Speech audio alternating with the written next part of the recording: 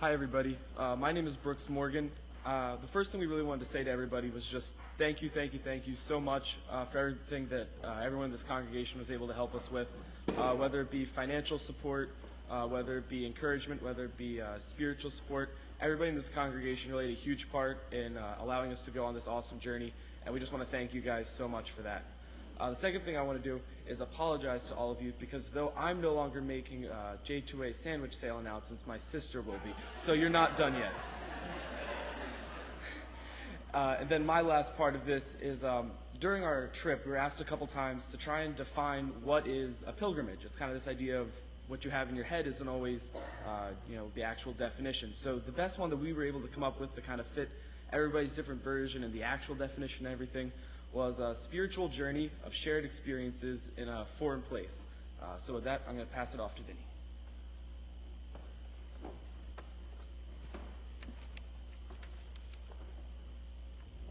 This was taken at St. Paul's in Columbia after we all got together and said a group prayer. In the back we have Aaron, Brooks, Amelia, Michael, Dylan, and Emily. Then in front we have James, Emma, Aiden, Courtney, and me.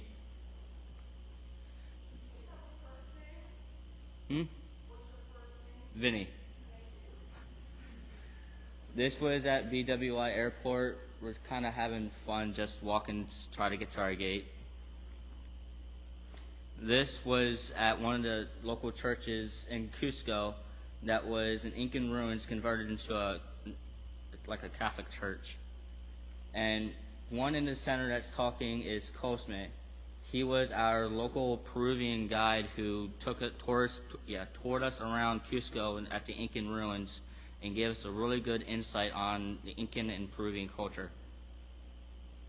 In between me and James is Daniel. He was our translator. He helped us a lot with ordering food and helping us out translating. This was kind of in the center square of Cusco. The one taking the picture is Brent. He was our tour guide from Wonder Voyage. He helped us set up our itinerary and organize how everything would be. This was at Sexy Waiman, the Incan ruin that oversaw the entire city of Cusco.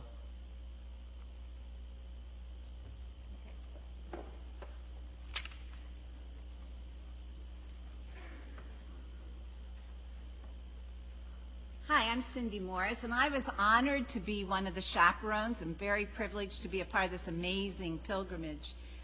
Vinny introduced to you all the people who came along on the pilgrimage. Our first day, it was a whole day of travel, and we still didn't get to rest. We knew that the congregation where we would be doing our mission work was waiting for us, so we quickly dropped off our bags at the Machu Picchu Inn and rode in a van through the Cusco streets, and were greeted at the congregation by this beautiful, haunting, incredible singing by this group of women, and there were guitarists. Following the singing, they had an hour-long church service that was very spiritually enriching, and after that, they fed us the most incredible Peruvian food. The food that you see I'm eating is trout or trucha, very delicious. There were corn kernels as big as I've ever seen, potatoes, no forks or spoons. We had to eat everything with our fingers, but we managed well.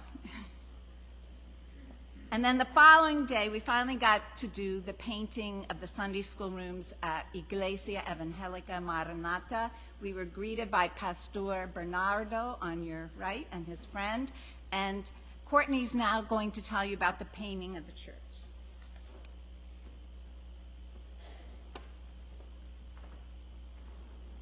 My name's Courtney, and through all the fun that we had in Peru, we also had a little bit of mission work that we did at the church that we first got the service from. We went into rooms that people would consider slightly larger than the size of a janitor's closet, but they were full white when we started, and we painted the tops of 3 of the walls light blue and the bottom silver.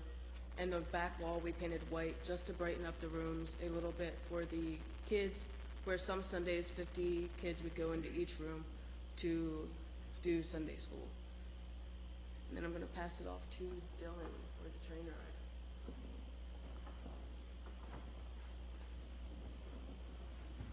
Alright, so we had to take about a 2-hour train ride from Alitantambo to Aguas Calientes. This is what it looked like. It was just completely surrounded by woods and mountains the whole way there. There's a nice stream that ran by. There's a lot of people whitewater rafting in it. There's a picture of some of the guys sleeping there. And we got to stay in the executive class, so it was a pretty nice ride. And now I'm going to pass it off to Aiden to talk about what it was like when we got to Aguas Calientes.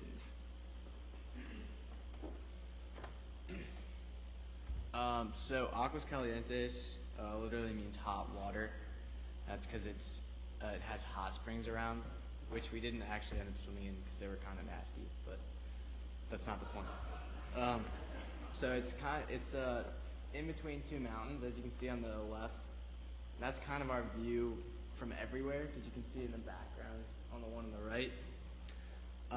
And so it's a beautiful view from everywhere. And so kind of what we said was that Machu Picchu is about half a mile that way and then half a mile that way, because you just go right and then you go straight up the mountain.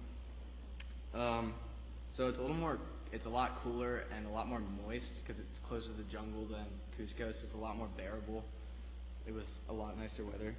Also, it's like a tourist town, so you don't see all the poor areas as you do in Cusco. It's a lot more of like mixes of cultures from all around the world. So like Europe, North America, South America, it's just everything is there.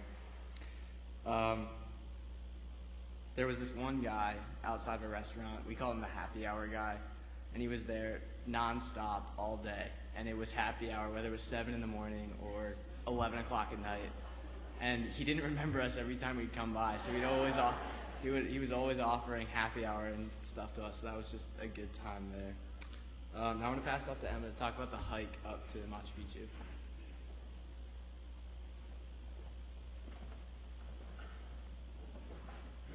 So the night we arrived in Aguas Calientes, our tour guide Cosme asked us if we wanted to take the bus up to Machu Picchu or walk up to Machu Picchu.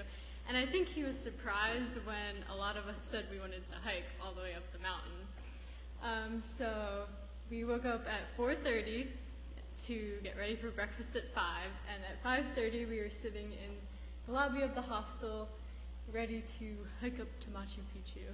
And the picture on the right is of the line for the bus. It was long, like I don't even know how that many people fit into the town because it just seemed so small, there were so many people.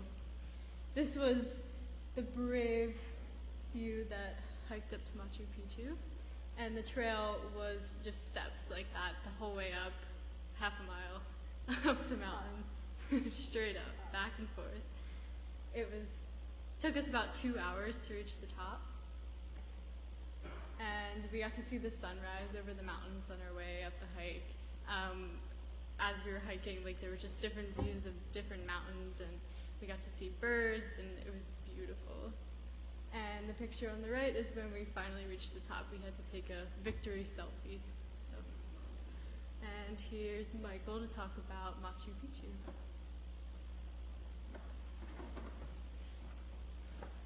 So when we got to Machu Picchu, our tour guide Cosme took us around and basically showed us all the historical parts of the area. He explained to us how advanced they were in their architecture for their time and what the purpose of each building would be. And they really took a lot of time into the design and layouts of their villages. As you can see, like even the steps up to the buildings there, they really designed them. And we had some time to walk around and explore the different buildings on our own. And then this is an example of like what building at that time would look like. They would put the roof on with mud and straw, and they were really good architects, as you can tell, because it's been preserved for like 600 years or so. So yeah, here's Emily with communion on Machu Picchu. So while we were up on the top of the mountain, or on top of Machu Picchu, we were given the opportunity to have communion up there, or Eucharist, and it was really cool.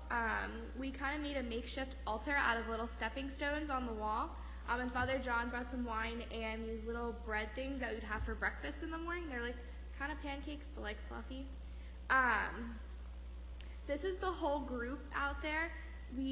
All of the tour guides that came with us, Cosme and Daniel, actually participated with us, and that was really cool to see them joining us in our spiritual journey for our Eucharist. I'm going to pass it off to Aaron to talk about stars and other fun stuff.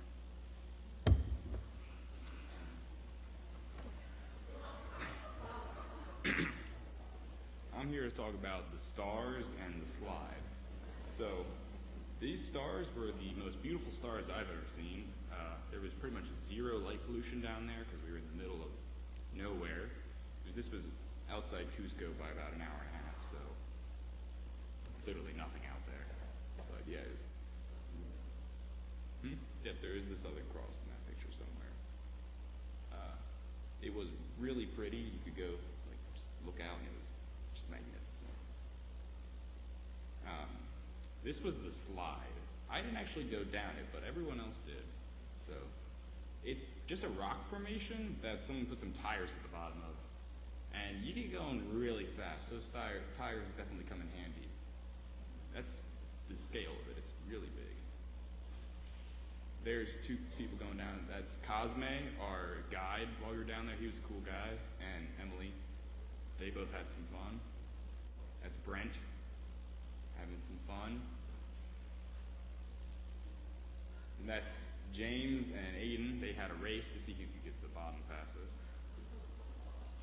Oh, and now I'm going to give it to Amelia, who's here to talk about soccer.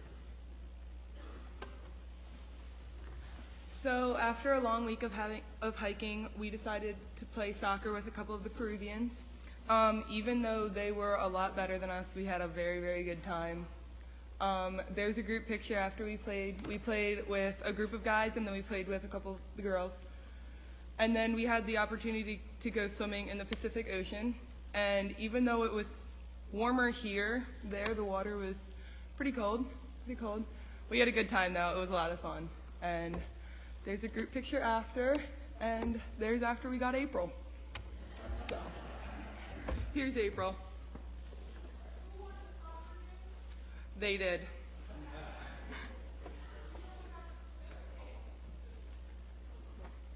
They had the home field advantage, though, so. Okay. Morning. Joe and I were asked to share our thoughts on the outgoing J2A, and I found it very hard to put into words what I learned from this group. These are an amazing group of kids. Aaron, Aiden, Amelia, Brooks, Courtney, Dylan, Emma, Emily, James, Michael, and Vinny. 11 teens with different interests and different personalities that managed to find a place where they could become a whole. Not once did I find anybody being left out or anybody complain. Even when we got up before the sun, they had to take ice cold showers if they even had running water. We drove long hours and we ate at odd shifts or odd schedules. There were times when the kids were allowed to go off by themselves, and I didn't have to worry about them excluding anybody, and I wasn't worried about them getting into trouble. They always seem to do best in a large group. Besides your standard rules, which apply to any youth outing, I had 2 additional rules for this trip. The first one was no unfiltered water was to pass your lips in any form at any time. And the second one was I never wanted to hear anyone say, "Hey, April, watch this." I'm glad to say everyone listened because no one got sick and no one had to be carted off the mountain by a donkey to the nearest hospital with a broken bone. It was always nice to see them being respectful and being behaved. They showed a lot of maturity and made good decisions. I'd like to stand up here and point out each of the kids' strengths and weaknesses, but they said keep it short. Do I feel that they found the meaning to branching out? Absolutely. They connected to a new land, a new culture. They shared their faith with people who didn't speak the same language. They selfishly gave their time to people who were in need. They made friends while reinforcing the friendships that they had. They went outside their comfort zone. They learned about history while they looked toward their own future. They did this because they set a goal, they strived to achieve it, and they accepted the opportunity to branch out. Joe and I will often refer to the J2A kids as our kids because we have grown to love them like we love our own kids. Unfortunately, kids grow up and they move on. They become independent and they make their own decisions. I hope that we have taught them something of value in these past 3 years that they can take with them to their journey to adulthood. Stay safe, guys. Remember who you are and what you want to be. Ask questions, even if it's about your faith. Learn a second language. You never know when you will need to use the sentence, "Donde está el baño?" We will miss you in class every Sunday, eating donuts while talking about everything from the airspeed velocity of an unladen swallow to why Jesus is an Episcopalian. We love you, and we will always be there if you need anything. Thank you.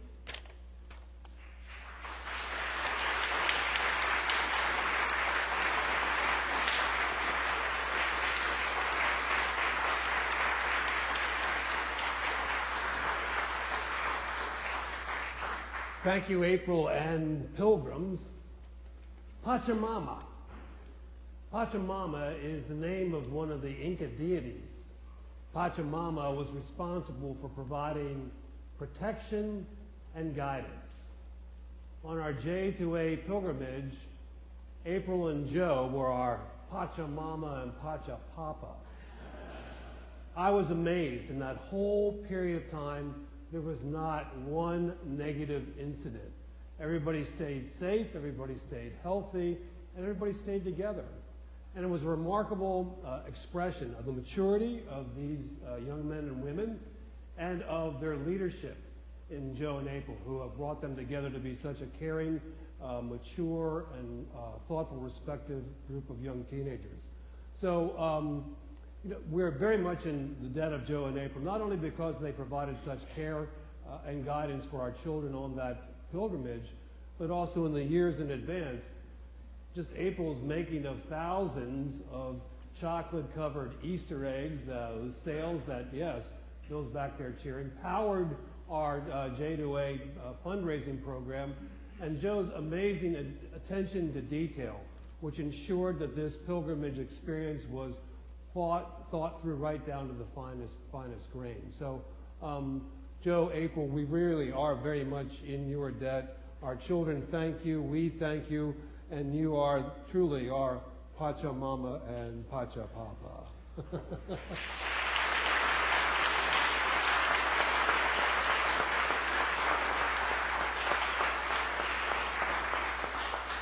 So I think everybody's going to stay where they are as we continue with the liturgy. The acolytes and folks can come back down front, but you all just chill.